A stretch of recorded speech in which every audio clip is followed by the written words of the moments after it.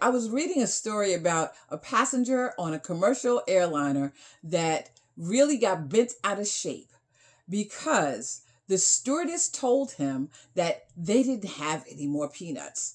He got so bent out of shape over some peanuts that he attacked the stewardess. They had to land the plane and had the authorities come on board and arrest him over some peanuts. Could somebody tell me what's going on? Well, I figured it out.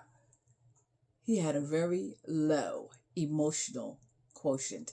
That's called an EQ. We always talk about IQ, the intellectual quotient.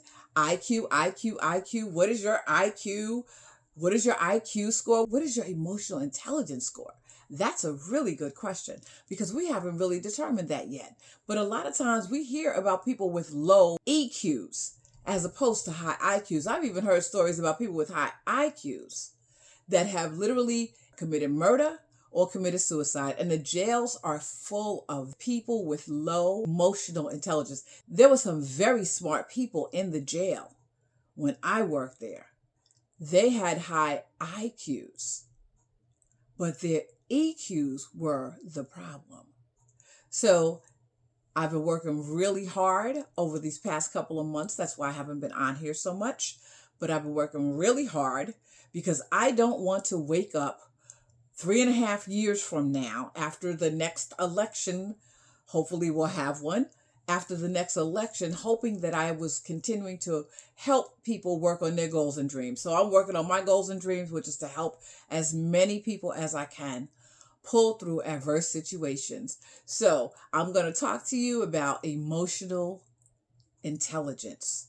And if you click the link in my bio, you can go to my Stand store and you can take a free emotional intelligence assessment test specifically for your age group. There's actually 5 on there currently. So there's 2 for women from ages 18 to 45, and then ages 46 to 70, and 2 for men, same age groups. There's also one for parents to assess their children. Emotional intelligence. Harvard University did a study, and they said that in that study, they learned that emotional intelligence is much more of a predictor for success for business than an intellectual intelligence. So if you have a high IQ and a low EQ, you may not do so well. But if you have a high EQ and a low IQ, you can actually hire somebody with a high IQ and you will know how to run your company. And it also is a predictor on who's going to work out better in relationships. Emotional intelligence. Just so you know, I am a certified life coach from Fielding University in their organizational development program, which is a PhD program. So I actually have 12 credits in a PhD program. And I am not one of those that just took a course on the weekend. I'm not knocking all of that, but I'm just letting you know I've been working hard. I'm helping to help people pull through adverse situations. And Lord knows we're in adverse situations right now.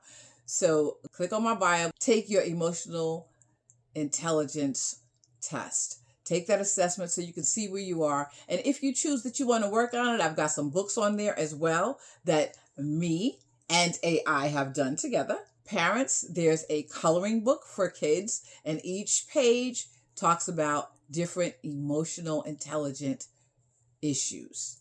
So I'm going to leave you for now, and I just want you to feel free to go on, look at the test, download the test. Again, it's free, and see where you are.